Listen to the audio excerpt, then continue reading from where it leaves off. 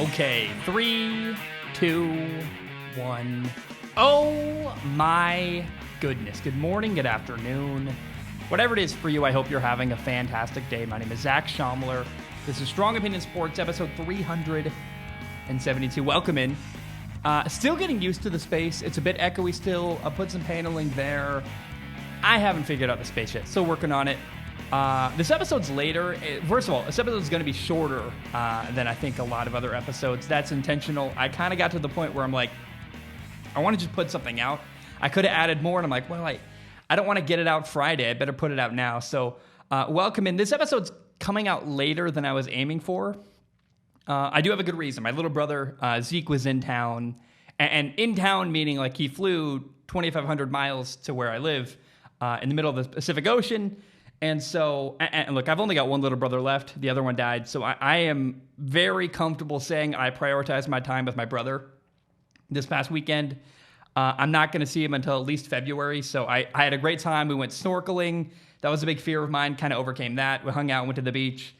And look, if COVID shutdowns happen here, then it maybe could be even longer than February by the time I see him next. So I spent the weekend catching up with him rather than watching football. That meant that I did not start watching football until Monday, all day Tuesday, binging just football game after football game after football game. And I got to say, I am already, and I say already, I didn't realize how lucky we were last year to not have a preseason. The preseason is just, I'm so glad they made it shorter. It's just frustrating me because I've never watched so much football and gotten so little out of it before this year. It's crazy to me where these are basically scrimmages and, where quarterbacks can be tackled. These are just, it's practices. There's not much going on. It's hard to get a read on it. And I'm like, man, I cannot wait till week one where we can finally read way more into what we're seeing. It's going to be so much more fun. But there are a couple big news stories today. Number one, the LA Rams have traded running back. Let me rephrase that. The LA Rams have traded for running back Sony Michel from the New England Patriots. Remember, the Patriots drafted Sony Michel in the first round 3 years ago in the 2018 NFL draft. And by the way, here's what New England got in the trade. It's very interesting. They only got 2 conditional late-round draft picks. Adam Schefter, it's not confirmed, but Adam Schefter has reported that those are a 5th-round pick and a 6th-round pick.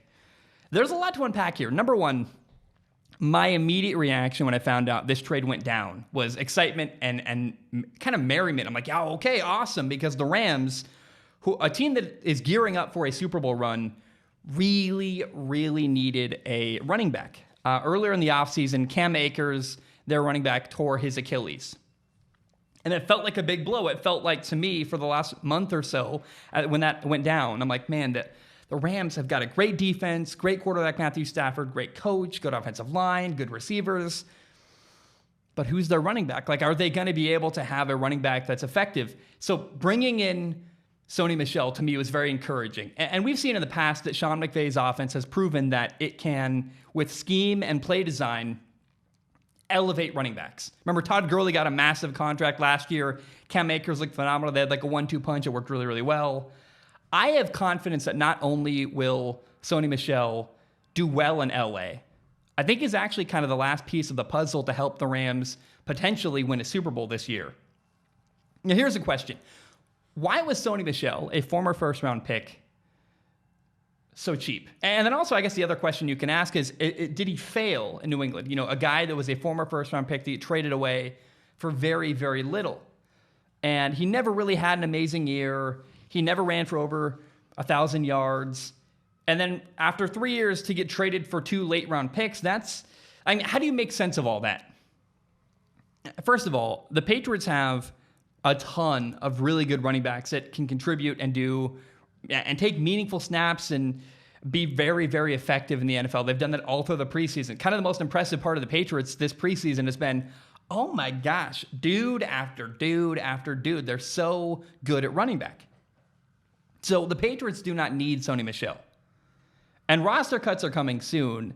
So it seems like they traded him to save themselves from having to cut somebody else, where they were like, either we got to trade someone or cut somebody. And the thought process, I think, was, hey, if we trade Sony Michel away, at least we get something back rather than cut. Who knows who they would have cut? Maybe Sony Michel, maybe somebody else, but they would have got nothing in return.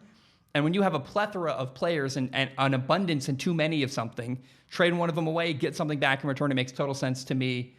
And the reason why the Rams got Sony Michel for so cheap is because he's never had an amazing breakout year. All he's really ever shown is potential, like to show he could be great if only this happened and that happened.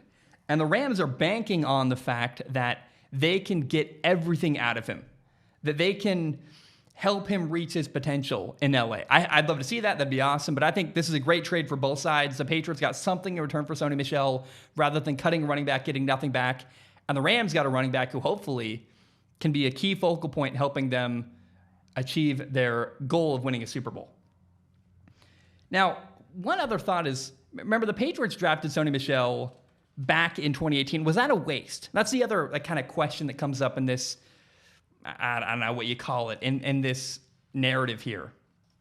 And so, yes, probably the Patriots should have drafted running back Nick Chubb rather than Sony Michel. Remember, Nick Chubb got drafted 3 or 4 picks later by the Cleveland Browns. And Nick Chubb has been much, much better throughout the NFL process. But here's the thing. Sony Michel helped the Patriots win a Super Bowl. And so it's kind of come on, you can be mad, but he did contribute to them winning a Super Bowl. And things could have been far worse. Yes, was he hurt too often? Did he underachieve? Absolutely. But he also didn't completely fail. He wasn't an absolute bust. And I think any Patriots fans who are complaining about how, we traded him away, we didn't get enough for him. It's well, you won a Super Bowl. Be grateful, be happy, move on. You got a guy who contributed, and you got something back for him in return rather than cutting him, which you may, if you try to trade away N'Keal Harry, you may not get anything in return. So the narrative that Sony Michel was a wasted pick by the Patriots, was it not the best pick? Absolutely. Was it a wasted pick? It wasn't that either. Now let's shift to Denver because the Denver Broncos have named Teddy Bridgewater their starting quarterback. And I don't know if you can tell, I am sweating bullets. It's really hot in here. It's kind of weird. We're in the middle of the city. I'm pretty sure my neighbors can hear me underneath me. And it's hot. It's basically outside. There's no AC in this room. And there's no none of the windows are sealed. So I can see through a lane right outside and it's just hot. It's pouring in like crazy. Anyway, I want to shift to Denver because the Denver Broncos have named Teddy Bridgewater their starting quarterback. He's won the job over the starting quarterback they had last year, Drew Lock. And I got two minds about this. On one hand, it's kind of weird. I go, the quarterback battle was closer than I thought it would have been. I think Teddy is slightly better of a quarterback than Drew Lock. But I figured that if the competition was close at all, I thought the Broncos were going to end up playing Drew Lock rather than Teddy Bridgewater because Drew Lock has a bigger arm. He's got more potential. He's younger. And unlike Teddy Bridgewater, there's potential that Drew Lock could become Denver's long-term answer at quarterback. Now, I do admit Teddy Bridgewater is slightly better. He's a slightly better quarterback, but it's marginal. The gap is very, very small. And so here's how I make sense of it. Here's how I interpret the thinking by the Denver Broncos to be. I don't think Denver cares about long-term right now. And I kind of get it because Denver has this incredible stacked roster. They've got a great defensive line. They have great defensive players everywhere. They've got a ton of receiving weapons. They've got a running back. They've got a good offensive line. They've got this great team, and I don't believe the Broncos want to miss out on it. They've got fear of missing out. They're like, all we need is a quarterback to make plays and not screw it up because we got this great team ready to win. And so I think that's the attitude in Denver. And if Teddy is slightly better, maybe not way better, but even gives them a slightly better opportunity to win a bunch of games and make a deep run, I think the attitude is, hey, we'll take it. That's good enough for me. We'll move on. Whatever gets us closest to maximizing our potential works for me. And I really don't think people understand literally how good the Denver Broncos roster is. I mean, listen to their receiving core alone. They have Cortland Sutton, Jerry Jeudy, KJ Hamler, Noah Fant, a tight end who's about to be a star, Tim Patrick. They got Melvin Gordon at running back. Their defense is stacked. Bradley Chubb, Von Miller, Kyle Fuller, Pat Surtain, Ronald Darby, Kareem Jackson, Justin Simmons. It goes on and on and on. People do not understand. A lot of people look at the Denver Broncos losing a lot of games last year and go, oh, they suck. What do you mean they're good? Well, they had a bunch of injuries. They didn't have a real quarterback. With good quarterback play and not decimating injuries all over the place, the Denver Broncos are poised to be incredibly good as a football team. They could make a deep run. Now, here's a really, really fun thought in all of this, is that for Teddy Bridgewater, this is a massive shot at redemption. For a very brief period after the 2015 season, Teddy Bridgewater was a Minnesota Vikings starting quarterback. He led them to an 11-5 season. They won the NFC North. They actually beat the Green Bay Packers. They won their division. They made the playoffs. It was great. Everything was really, really good in Minnesota. And Teddy Bridgewater was viewed as their franchise quarterback. He was the long-term future in Minnesota. And then in 2016, he had this horrific knee injury, didn't play at all, was a backup in 2017. Then he played for the Jets. He backed up Drew Brees in New Orleans for a little bit. Last year, Teddy Bridgewater was the quarterback in Carolina. The team there wasn't very good. And I say all that to tell you that Teddy really has not had very many good opportunities to be a quarterback in the NFL recently. So in Denver, this is the best chance Teddy Bridgewater is probably ever going to get in the NFL, where his team is stacked, and maybe what he can do is show, this is what could have been had I never gotten hurt, had I really been given a shot to grow into my potential in Minnesota, have a good team built around me. Remember, they were a good roster. They won their division. And Teddy was not the best part of that team in 2015. Imagine if Teddy hadn't gotten hurt and had time to grow and develop what he could have been. And so if you're the kind of person like me who likes alternate history or likes to think of what could have been, we might get to see what could have been in Denver this year with Teddy Bridgewater. Personally, I would not bet on Teddy doing amazing. I think he's a very limited quarterback. He's got an average arm. He's a decent decision maker. But they're also, I don't want to discount the fact that there is a small chance where, and the story would be amazing, there is a chance here that it could be like Kurt Warner getting the opportunity he had in Arizona, where Teddy Bridgewater comes in. I think it's his 8th year in the NFL. So later in his career, never really done what we thought he might be able to after that 2015 season. And this is the best roster Teddy Bridgewater is ever going to play on. So I'm not too invested, but I have this fun, glimmer of hope that maybe we can see magic happen and Teddy Bridgewater can go on a deep playoff run with the Denver Broncos. I would love to see that. We saw Nick Foles win a Super Bowl, so if Nick Foles can win a Super Bowl, I would imagine Teddy Bridgewater can. And I mean, Trent Dilfer won a Super Bowl. But the key here is they've got a really, really good football team, and Teddy doesn't have to do that much. He has to manage games, make a couple throws when he needs to. It's doable there. He's got to play well, and I think there's an opportunity here, a small, thin chance that magic could happen in Denver with their amazing roster led by their quarterback, Teddy Bridgewater. Okay, by the way, former first-round quarterback Josh Rosen is on now his 5th team in 4 years in the NFL. Remember, he was drafted 10th overall by Arizona. Then a year later, he got replaced by Kyler Murray. They drafted Kyler Murray number 1 overall. Then he went to Miami, only to be replaced by Tua. Then he played for Tampa briefly, got cut. Then he went to the 49ers. They drafted Trey Lance. They ended up cutting Josh Rosen. So now Josh Rosen has been signed by the Atlanta Falcons. They did this because the Falcons' backup quarterback, A.J. McCarron, it was really, I don't know if I watched the play. He ran and slid and got up, did the next play, did a handoff. And after the handoff, there was no contact, he hurt his knee really badly and thought he ended up tearing his ACL. But I don't know if he tore his ACL running and sliding, or was it the handoff, a non-contact injury? I have no idea. But what happened in Atlanta now is they're left with basically no backup quarterback. They have Felipe Franks, who, gosh, he runs really well. He's terrible at throwing the football. I'm nothing against Felipe Franks, but I watched that Falcons game and I was like, this is not pretty at all. And so what I really like is that Atlanta's probably the best opportunity Josh Rosen has ever had in the NFL, where, first of all, they have no other quarterbacks other than Matt Ryan, Felipe Franks, and now Josh Rosen. So it's very likely that Josh Rosen is actually going to make the team and get a chance to stay there for the full season. The other cool thing is that he gets an opportunity to sit and learn behind Matt Ryan, who is someone that coming out in the NFL draft in 2018, everybody compared Josh Rosen to Matt Ryan. Everyone said, he's the next Matt Ryan. The prototype is Matt Ryan. And so I think to sit there, develop behind Matt Ryan's awesome. And to be clear, this is the last opportunity Josh Rosen is probably ever going to get in the NFL. He has not been able to stay on a roster for whatever reason. And what's weird is there's no, like, when Dwayne Haskins got cut by Washington, you heard all kinds of stories like, well, he's doing this off the field and that off the field. We haven't heard that from Josh Rosen. All we know is that he hasn't been effective enough for teams to want to keep him. So this is the last opportunity for Josh Rosen, but it actually might be the best one he's ever had, where he doesn't need to play immediately. There's no expectation of him. And it's pretty likely he's going to make the roster and also can learn behind a really good quarterback. So I find myself hoping that Josh Rosen can turn his career around, maybe salvage it to some degree. And I really do believe there's a story developing there in Atlanta where maybe something might happen down the road with Josh Rosen.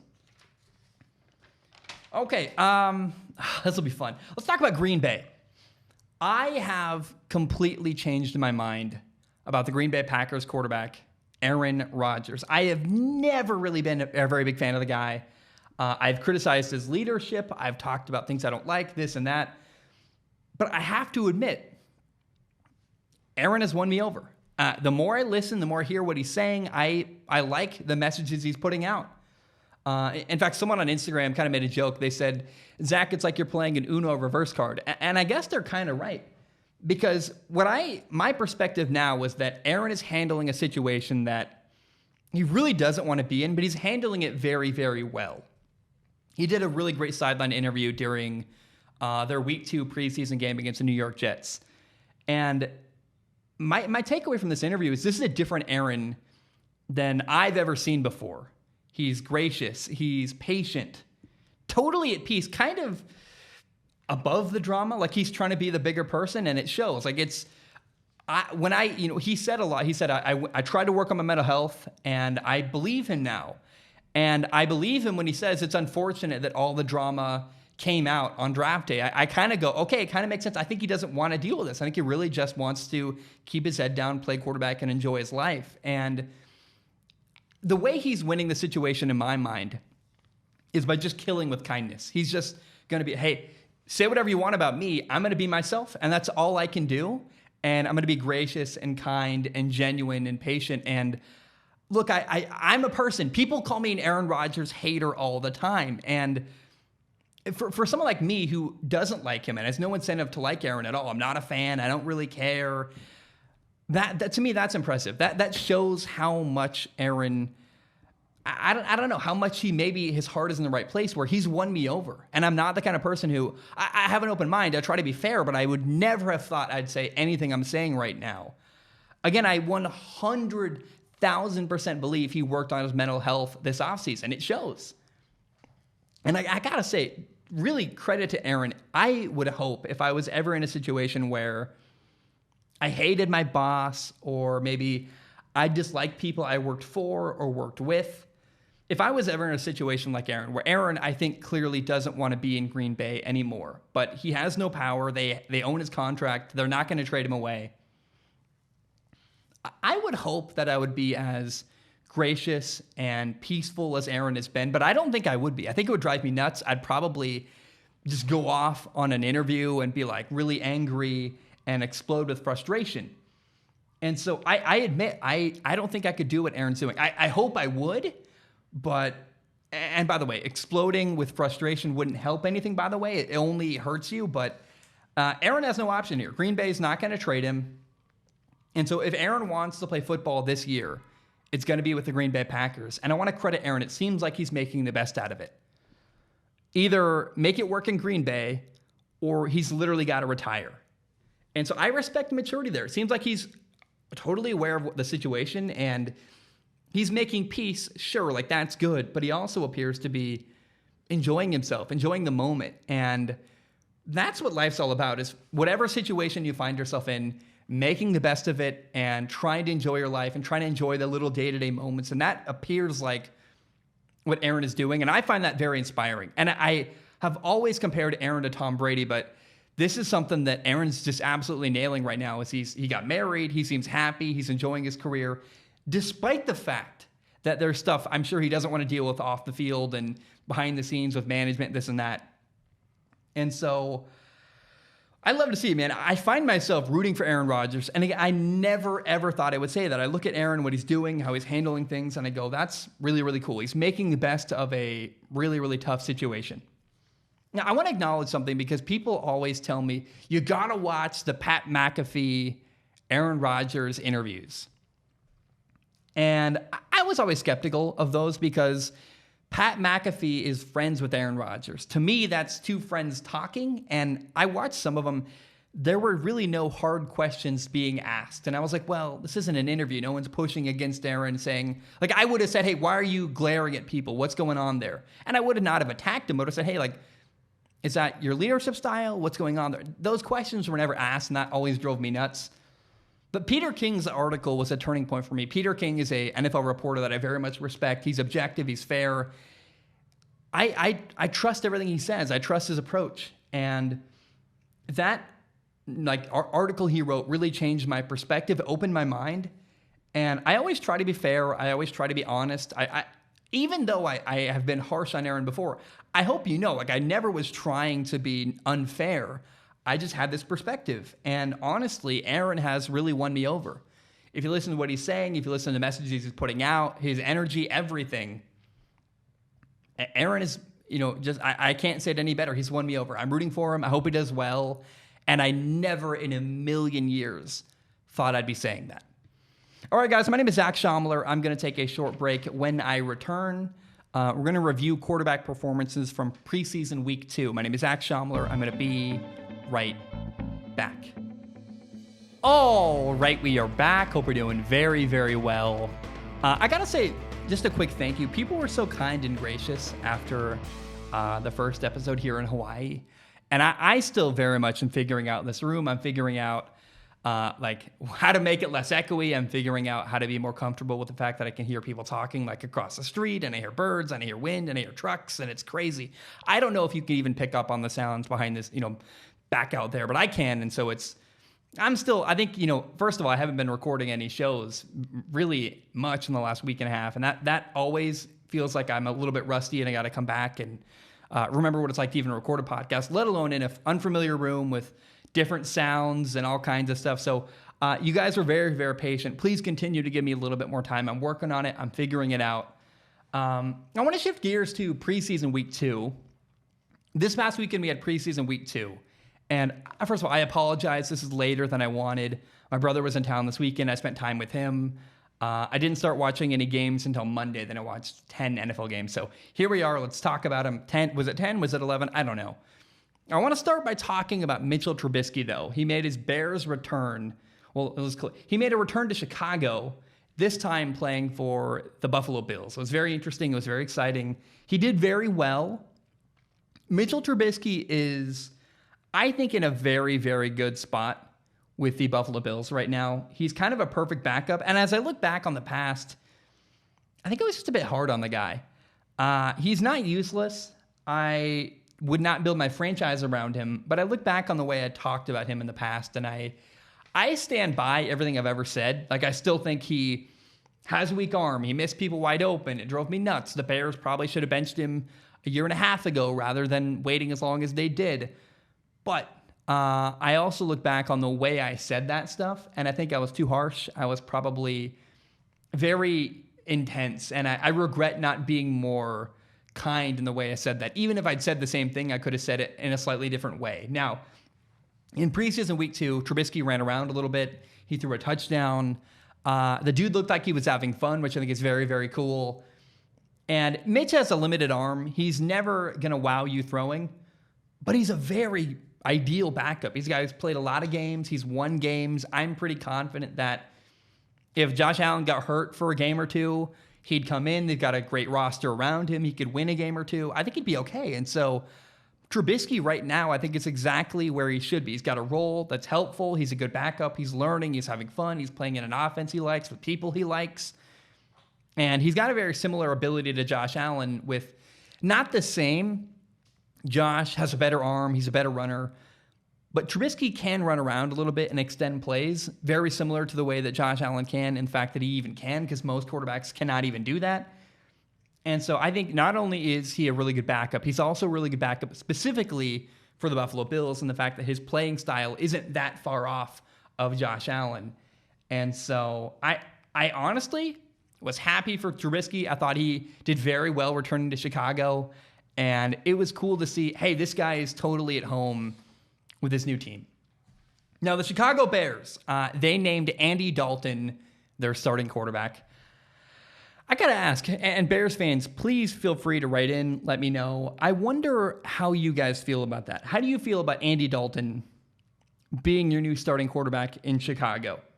Now, the Bears offense did basically nothing against Buffalo on offense. They played a ton with Andy Dalton. He had, I think, the entire first and second quarter. And the only good thing, in fact, yeah, he did play the entire first 2 quarters. He had an interception on the final drive. That's not really fair. It was kind of you're trying to make a play before halftime. I can forgive that. But the only good thing Andy Dalton did the entire game was he threw a deep ball to Rodney Adams. Rodney Adams made an incredible play, stole the ball away from a defender, ran for a long touch. I think 73 yards on the dot. And yeah, like that's a cool play. But I would imagine Bears fans didn't feel encouraged at all. I certainly did not about the Bears offense, where the Bears, even with their starters playing, just could not move the ball against Buffalo. It was like punt after punt after punt, fumble, punt, fumble.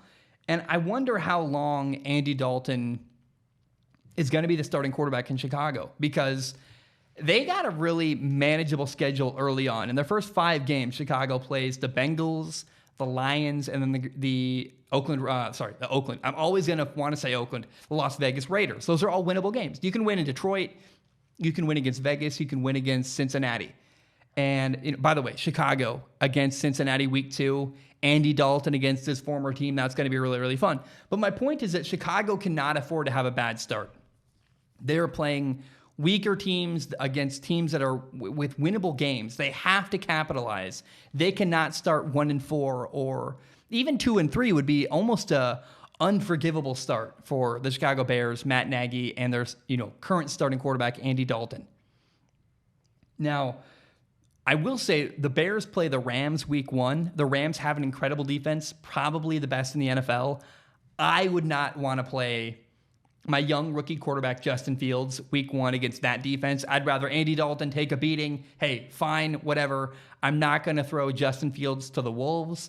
I think that's great. I also think it's interesting that I would say Matt Nagy's on the hot seat. And I am curious, the thing you could do is just say, hey, we're starting Justin Fields right away, throwing him into the Wolves. That has an opportunity to maybe help Matt Nagy save his career and save his job.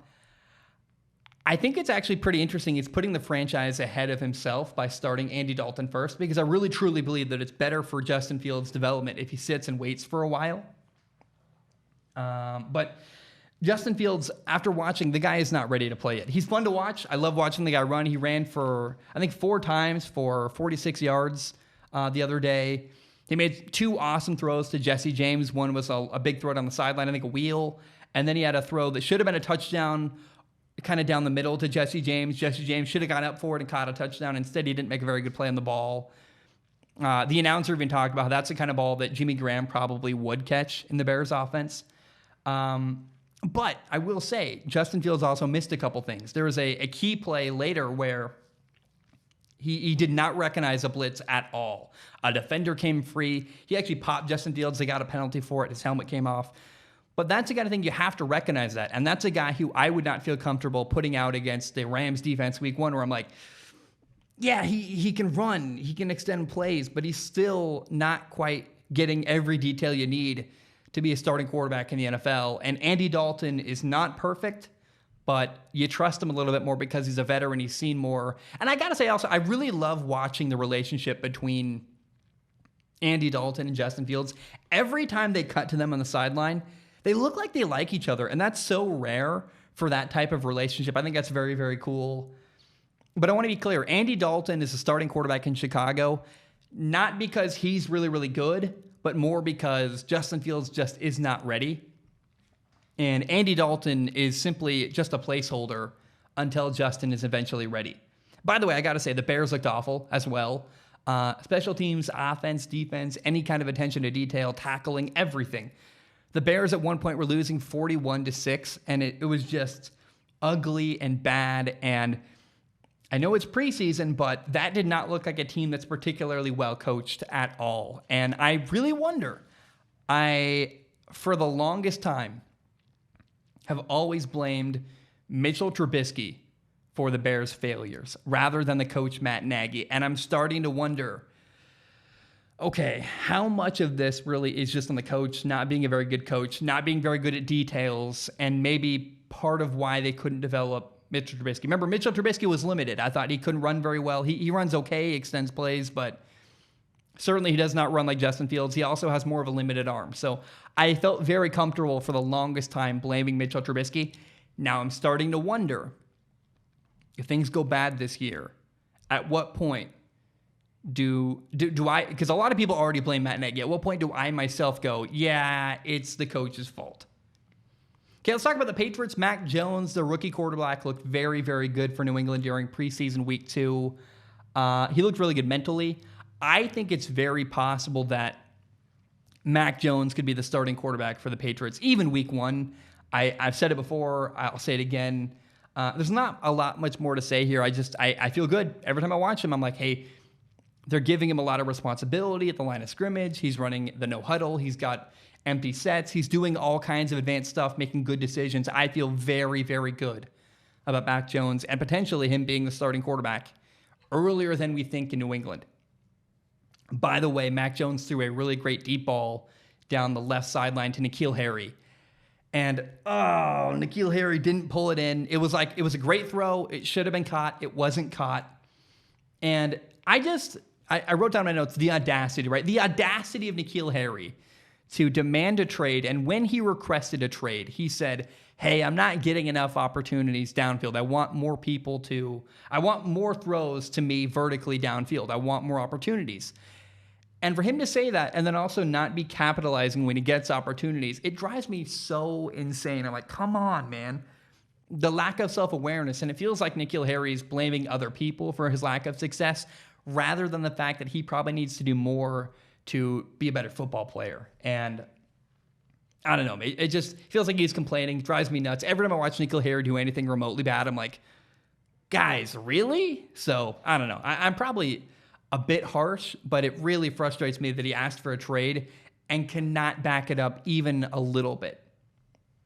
By the way, for the Packers, Jordan Love did not play at all this week. I was pretty disappointed. Apparently, he has a strained shoulder. I wanted to watch the second-year quarterback, Aaron Rodgers, back up Jordan Love, play a lot this week.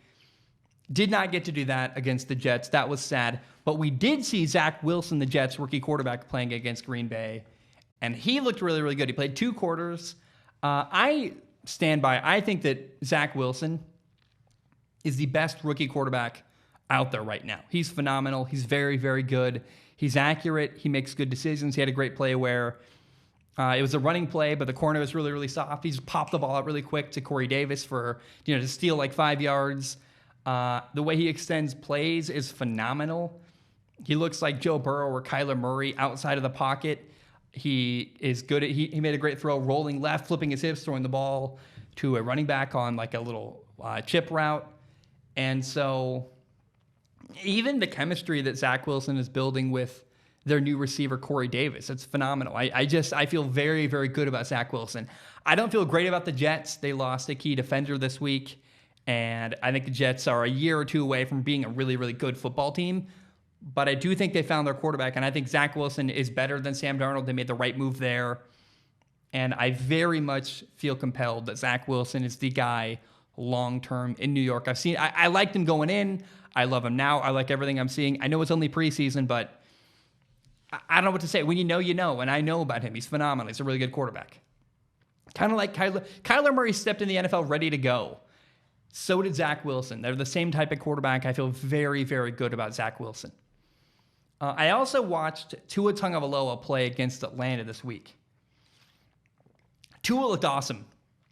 And I think expectations are really, really tough for Tua. I've had to adjust the way I view Tua. And when I did that, I went, oh, once I adjusted my expectations, it made total sense, and I felt way better about Tua and the way he was playing. Comparing Tua Tagovailoa to Josh Allen or Justin Herbert or even Trey Lance, it's not quite right, because Tua has a different style from those guys. He's not going to run around a bunch and throw deep balls off of his back foot. He's not that type of quarterback. Let me tell you, neither was Drew Brees. Drew Brees was not the kind of guy who ran for a bunch of yards or made all kinds of crazy throws in a tight window 70 yards downfield. No, he was quick and precise and accurate, made good decisions, got the ball out of his hands very quickly. Drew Brees always needed a good team around him. Thank goodness. Hey, Tua has that as well. When I watch Tua, I have to remind myself, yeah, he's more like Drew Brees than he is like Russell Wilson. And I got to say, I think I was a bit harsh last week when I talked about preseason week 1 for Tua. Tua really made only one mistake. He threw an interception in the end zone. Not good. You can't do that. But he only made one mistake, and I came down hard, called him underwhelming. I think part of that was I was harsh on that one mistake. The other part was I didn't understand I need to change my expectations for the kind of player Tua is. Yeah, when you compare him to Justin Herbert, it's not quite fair. It's not quite right. But I don't know. Against Atlanta, Tua moved really well inside the pocket, looked like a young Drew Brees, except left-handed. I was impressed, and he did good work. I walked away very, very optimistic, especially because I realized, oh yeah, Tua is more of a surgeon-type player where he's going to make good throws quickly, get the ball out of his hands, be accurate. And oh yeah, by the way, he's got a great team around him. A great defense, some good playmakers, Jalen Waddle, a good running back or two. I still have questions about the offensive line in Miami, but I feel very, very good about Tua. The more I kind of change my framework and frame of mind and change my expectations for him, I go, oh yeah, why am I expecting him to run for 50 yards? That's not the kind of player he is. So there we go. Sam Darnold only played for one drive for Carolina this week. They got the ball really quickly on a turnover. They got the ball in great field position. He threw 2 passes, was 1 for 2. They got stopped on 4th and goal. Basically, with Sam Darnold, I learned nothing this week. We saw nothing. We got nothing. Nothing new happened. It was very, very underwhelming, and I was very disappointed. Not because Sam Darnold was bad, but because we just didn't see very much at all of Sam Darnold. Now, the Steelers game, Big Ben looked fantastic. If you're a Steelers fan, you got to feel very, very good. Pat Freiermuth had 2 touchdowns. Dwayne Haskins played the entire 4th quarter. He didn't get to do very much. The Detroit Lions had the ball most of the 4th quarter. They even got an onside kick, which gave them, literally stole an extra possession away from Dwayne Haskins. By the time he got the ball late in the 4th quarter, he really just had to run at the clock and manage the game a little bit, run at the clock. But Dwayne did very well. I remain optimistic about the future of Dwayne Haskins. He made good decisions. He made good throws. Now, quarterback space is limited in Pittsburgh. You have Big Ben, the starting quarterback. Mason Rudolph is the backup who will play if Big Ben gets hurt. You want a guy who can play a little bit if Big Ben is out for a game or two. I think they trust Mason Rudolph a lot more than they trust Dwayne Haskins based on the amount they're playing Dwayne. And they view Haskins as a long-term investment. But then they have Josh Dobbs, who Big Ben really, really likes, Josh Dobbs basically acts like a coach. He's the 4th quarterback on the roster. He probably won't play. He hasn't played much in the preseason. He might play a lot in the final game, depending on what they do with their strategy. But I'm curious who gets cut here, because you hear a lot of stories about how Josh Dobbs really, really helps Big Ben prepare week to week. Are they going to cut him and then keep him on the practice squad? Are they going to make him a coach? I don't know. But I'm curious. I think Josh Dobbs is the odd man out because they like the potential of Haskins, but keep your eye on that. I'm curious if they keep 4 quarterbacks. Did they cut one of them? Did they cut 2? I don't know, but that's a story that's interesting to me is how many quarterbacks do Pittsburgh keep and which ones particularly do they keep? Okay, Buccaneers rookie quarterback Kyle Trask had a bad day. He had 2 interceptions, should have had more. He did have one that got tipped off a receiver's hand, so that was kind of unfair. But again, he should have had probably 4 interceptions because a bunch got dropped. And so, I don't know. He struggled with accuracy. He did not look good. It was ugly. And I have to report this because it's really important that young quarterbacks take advantage of every opportunity they get. And I felt like Kyle Trask simply did not do that in preseason week 2 against Tennessee.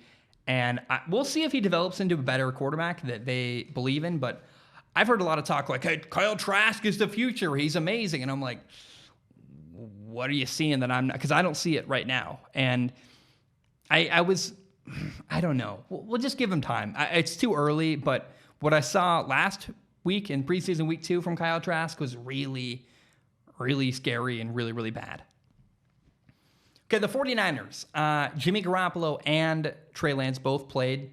Jimmy Garoppolo was fine. Was not good. He got one drive. I think it was like a 15-play drive, but on a 3rd and 12, threw a ball too high over the middle, got deflected, got picked off. And I, just watching, could not help but feel like drafting Trey Lance was absolutely the right thing for the 49ers to do. Jimmy G is just limited. Trey Lance could do way more. He's an explosive runner. He's got a bigger, better arm. Watching Trey Lance made me very, very confident. I felt like, yeah, okay. Not only did they do the right thing by drafting Trey Lance, they did the right thing by not drafting Mac Jones or Justin Fields. Justin Fields is similar to Trey Lance. I think Trey Lance has even more potential.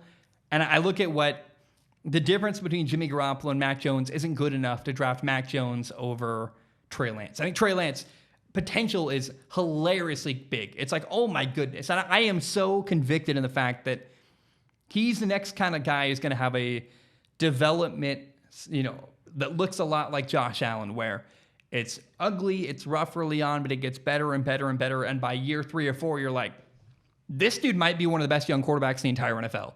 And that is Trey Lance. I like Zach Wilson a lot. I would even go as far as saying that Trey Lance has more potential than Zach Wilson does. Trey Lance looks like a Madden quarterback. Like, he's just so capable of so many things. Now, he's still learning. He had an interception where the ball bounced off a receiver's hands, got picked off. He had a play where he looked a little bit hesitant on a sit route over the middle where he double and then triple clutched it and finally threw the ball a bit late, got deflected, almost got picked off. So Trey needs patience. He needs time to develop. And the good news is the 49ers are very, very capable of giving him that. Jimmy Garoppolo makes it a perfect scenario where they've got a veteran quarterback who's decent, who they like, who they trust, who has won a bunch of games for them. And it allows Trey Lance to develop properly and not be rushed into duty too early. And I am all in on one thing. I totally have confidence that when Trey Lance, after he develops a little bit more, is going to be amazing. He is going to be one of the guys we talk about the same way we talk about Josh Allen and Justin Herbert. Trey Lance is that kind of guy. And I could not feel better about what the 49ers have done by drafting him. Now, the Saints. I would play Jameis Winston and make that my starting quarterback if I was Sean Payton, the head coach of the New Orleans Saints. Jameis Winston is capable of more. He's got a higher ceiling. He's very explosive as a quarterback. We saw that in the preseason on Monday Night Football against the Jacksonville Jaguars.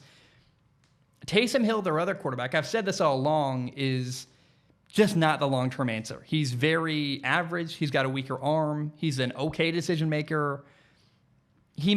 I don't know. Jameis, I don't know that Taysom Hill, in fact, I'll tell you what, Taysom Hill is not the long-term answer for New Orleans. Jameis Winston just might be if you give him a true opportunity. And he made some throws, Jameis did, against Jacksonville where you're like, how is this even a competition? And everyone pretty much wants Jameis to win the job. We all think he will, because we all saw the potential he had when he led the NFL in passing. He had 33 touchdown passes. Now, the problem was 33 touchdown passes and 30 interceptions. That cannot happen. But we all assume a good coach can solve that. And the Saints have a good coach with Sean Payton. He saved Drew Brees' career. So I'll just tell you now, I would start Jameis Winston. I'd make that my guy. And keep your eye on that story as it develops. I would go with Jameis Winston. By the way, The Saints' young receiver, Marquez Callaway, had a great game. He had 2 touchdowns. He had this incredible one-handed touchdown catch while being guarded by the Jaguars' expensive corner, Shaq Griffin. I was like, oh my goodness, that's a big play. So keep your eye on Marquez Callaway. That's apparently a guy who is a bigger name than I even realized. Now, finally, let's talk about the Jaguars' young rookie quarterback, Trevor Lawrence. I'll be honest, I'm worried. I don't feel good. And Trevor looks good. I mean, let me be clear about that. Trevor Lawrence is awesome, looks phenomenal, very good young quarterback. He had one throw in particular where he was rolling left. He made a tough throw, moving left up with touch over a defender into the receiver's hands. Perfect throw. It was great. But the team around Trevor is really, really bad. And when the Jaguars suck this year, I encourage you, do not forget, remember, it's not Trevor's fault. It's not his fault. The team is bad. He's got a bad offensive line. He's got a dysfunctional organization. He's got a coach who Urban Meyer's never coached in the NFL before. I don't know if he knows what he's doing. I'm not confident in that. He's got a bad offensive line. Trevor's going to get hit a ton. Like watching against the Saints, there were so many times where he didn't even have an opportunity to get rid of the ball. He's just getting hit as he throws, and it's like, oh my goodness. And Trevor's doing all the right stuff. He gave a great quote about how leadership is earned. I like that. He's making good throws. He's making good decisions. But I just can't help but remind you, do not forget what he has to overcome in Jacksonville. This organization is not good. And they failed so many times. I'm nervous, man. And if I was a Jaguars fan, I would not feel good. I don't know how you guys feel, but if I were a Jaguars fan, I'd be like, ooh, I'm worried this guy's going to get like his neck broken week 4. And I think this could be a Peyton Manning situation where year 1 is really, really rough and ugly. And then after a rough start, things get redirected and maybe a coaching change happens, or maybe they get a new offensive coordinator. And maybe in year 2, things are better for Trevor Lawrence. But right now, things are bad. And I just want to remind you, if the Jaguars are terrible this year, I'm telling you now, it's not Trevor Lawrence's fault. The same way it wasn't Gardner Minshew's fault when they were literally tanking and Gardner Minshew had no help around him at all. Trevor has no help here. It's really unfortunate. And I think they got their quarterback. Trevor looks pretty good. He's young. He makes good decisions. He makes good throws, but he has no help at all. And I just encourage you, do not forget that when you watch the Jaguars this year. It'll be tempting to go, oh, Trevor's bad. He's not good. He's not this. But no. None of this is Trevor Lawrence's fault. He's been given a horrible hand and is trying to make the best of a really bad situation. All right, guys. 45 minutes in. I love you so much. I appreciate you. That's all I have for today.